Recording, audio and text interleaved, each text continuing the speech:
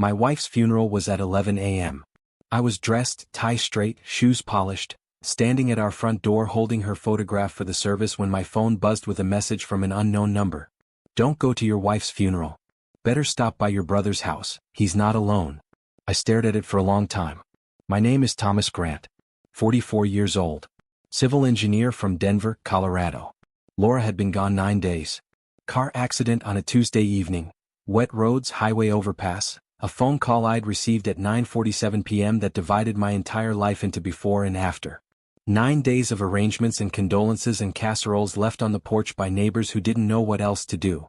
9 days of my brother Daniel showing up every morning without being asked, making coffee, handling calls, sitting beside me in silence when silence was all I could manage. Daniel. My younger brother. The person I'd trusted most in this world after Laura. I typed back, "Who is this?" No response. I stood in that doorway for a full minute. Outside my car waited. Across town, a cemetery. A pastor. 50 people who'd loved my wife gathering to say goodbye. And somewhere across the city, my brother's house. Every rational thought said ignore it. Cruel prank. Grief makes people targets. Don't let some anonymous coward steal the last morning you have to say goodbye to your wife. But something quieter underneath wouldn't let me move toward the car. Something that recognized, without fully understanding why, that the message hadn't felt random. It had felt specific. I put Laura's photograph in my breast pocket and drove to my brother's house. Daniel lived 12 minutes from my house. I knew every turn without thinking, had driven this route 1,000 times. Sunday dinners. Football Sundays. The night his daughter was born when I'd broken every speed limit getting there. Familiar streets. Familiar neighborhood. The blue house on the corner with the basketball hoop he'd installed 4 years ago and used maybe twice. Everything looked completely normal pulling up. His car in the driveway. Curtains drawn, but he always kept them drawn in the morning. No strange vehicles parked outside. Nothing that screamed anything was wrong. I almost turned around. Almost convinced myself the message was exactly what logic had been telling me. A cruel anonymous prank targeting a grieving man on the worst morning of his life. Then I noticed Laura's car. Parked on the side street running adjacent to Daniel's house. Half hidden behind a neighbor's SUV. The white Accord I'd been driving to the mechanic for 6 years, that had a crack in the rear left taillight we'd never gotten around to fixing. The same car that had gone off an overpass 9 days ago. The same car that was currently sitting in a police impound lot across the city. I'd received the retrieval paperwork just yesterday. I pulled over slowly. Sat completely still. Stared at that Accord for 30 seconds, making absolutely certain I wasn't losing my mind. That grief hadn't finally cracked something fundamental. Counting the details one by one. White Accord. Cracked taillight. Laura's university parking sticker on the rear windshield. Identical. In every way. My hands were shaking when I pulled out my key and walked to Daniel's front door. The key slid in clean. I stood on that doorstep for 3 full seconds with my hand on the knob, the photograph of Laura pressed against my chest, funeral tie straight, shoes polished for a goodbye I hadn't yet given, and pushed the door open. The house was quiet. Not empty quiet. Occupied quiet. The specific stillness of people who've stopped moving because they heard something. I stepped inside. Living room, normal. Kitchen, 2 coffee cups on the counter. Both used. Both recent. A woman's coat draped over the back of a chair that didn't belong to Daniel's ex-wife because Daniel's ex-wife had moved to Seattle 3 years ago and I knew every piece of clothing she owned. I knew this coat. Bought it myself. Christmas 2 years ago. Dark green wool, specific brass buttons. A small repair on the left cuff from where it had caught a car door. Laura's coat. My dead wife's coat was hanging over my brother's kitchen chair. I didn't call out. Didn't move. Just stood in that kitchen with my hand resting on the coat fabric, warm, recently worn, and waited for my breathing to steady into something functional. Took a while. Footsteps upstairs. One set. Careful.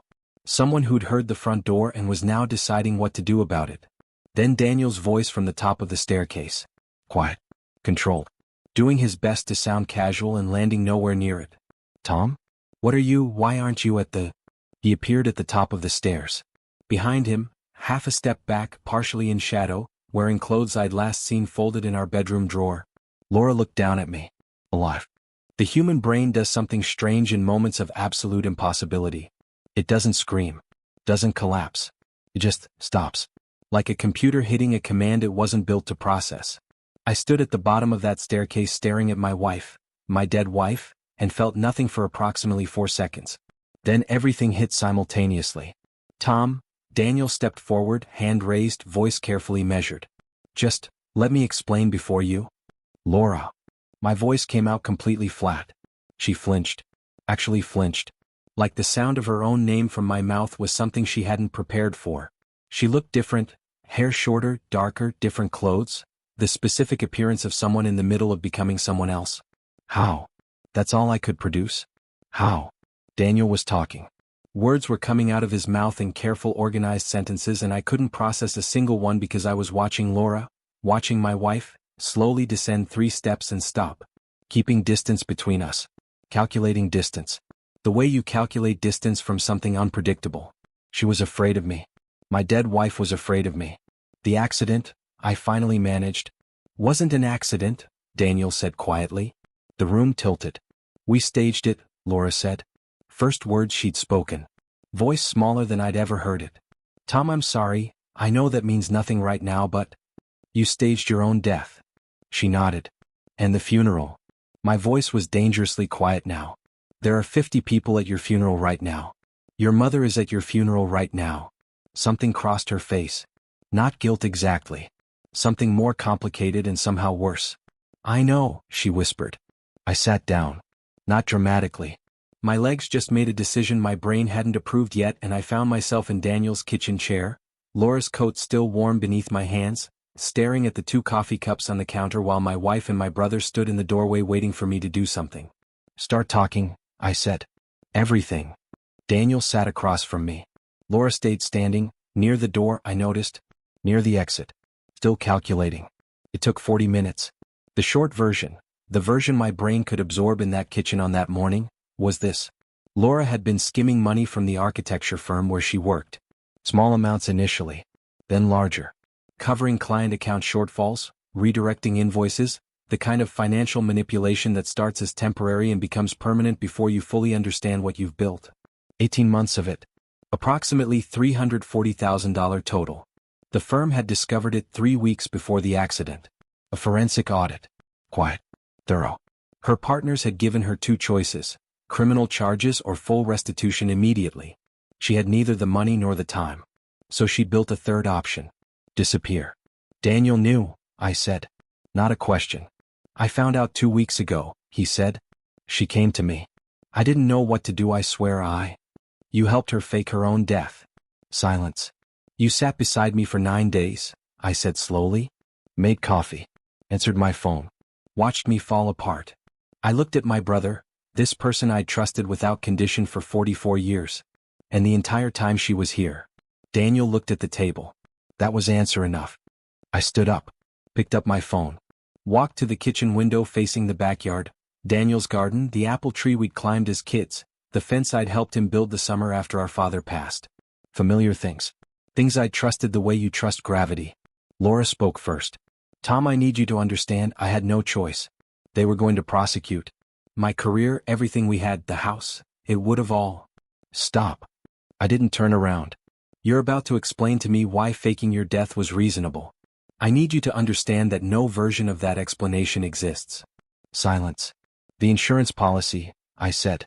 Another silence. Different quality. Heavier. Laura and I had taken out life insurance policies 4 years ago. Mutual. Standard. $800,000 each. I'd never thought about it since the day we signed. It was one of those responsible adult decisions you make and file away and forget. I turned around slowly. You were going to let me collect $800,000. The words came out completely flat. That was the plan. I collect the insurance. You disappear with whatever you'd already hidden away. And Daniel, I looked at my brother. What was your cut? Tom, it wasn't like. What was your cut? Daniel. He closed his eyes. She was going to send money once she was settled. Help me pay off the house. His voice had gone very small. I know how that sounds. It sounds like insurance fraud, I said. On top of everything else. I looked at Laura one final time. This stranger wearing my wife's face. Then I picked up my phone and called the one number I should have called the moment I'd walked through that door. Detective Morrison answered on the second ring. I need you to send someone to my brother's address, I said. I found my wife. Laura ran. Not immediately, There was a frozen moment after I said those words where nobody moved, nobody breathed, the three of us suspended in Daniel's kitchen like a photograph nobody wanted taken. Then something shifted in her eyes, pure survival instinct overriding everything else, and she moved toward the back door fast. Daniel caught her. I didn't expect that. He stepped sideways, blocked the doorway, put both hands on her shoulders and held firm. Laura struggled, twisting hard, and Daniel held on with the expression of a man making a decision he should have made 9 days ago. Enough, he said quietly. It's enough, Laura. She stopped struggling. Crumpled slightly. Like something structural had given way. Detective Morrison arrived in 11 minutes with 2 patrol cars. I watched from Daniel's living room window as they came up the front path. Unhurried, professional, the specific energy of people who'd seen every version of human desperation and stopped being surprised by any of it. Morrison was mid-50s. Sharp eyes.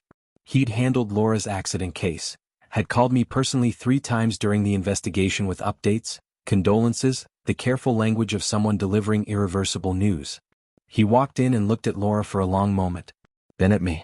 Mr. Grant. His voice was carefully neutral. I owe you an apology. We closed the accident investigation 4 days ago. I know, I said. The vehicle that went off the overpass was rigged, I said. Remotely triggered. She'll tell you everything. I looked at Laura. Won't you? She was sitting at Daniel's kitchen table now, coat still draped over the chair beside her, coffee cup still on the counter, looking smaller than I'd ever seen her look in 14 years of marriage. She nodded once and started talking. The funeral continued without us. 50 people gathered at Riverside Cemetery at 11 a.m. to say goodbye to a woman who was simultaneously sitting in a Denver police precinct giving a full confession. Laura's mother called me 4 times during the processing. I let every call go to voicemail, not out of cruelty but because there are conversations that deserve more than a parking lot outside a police station. Some conversations need a chair and a very long time. Laura confessed to everything. The firm embezzlement. The staged accident. She'd hired a specialist through connections I never knew she had, someone who'd rigged the Accord steering remotely and timed the overpass impact to minimize investigation complexity. The insurance fraud plan. She gave them everything, every name, every account, every detail, with the specific exhausted thoroughness of someone who'd been carrying something too heavy for too long and had finally, gratefully put it down. Daniel pled guilty to accessory charges. Received 18 months probation, community service, the permanent restructuring of everything between us that I still haven't fully processed 2 years later. We don't talk much now. Maybe someday. Laura received 6 years. The firm recovered $280,000 of the $340,000 through asset seizure.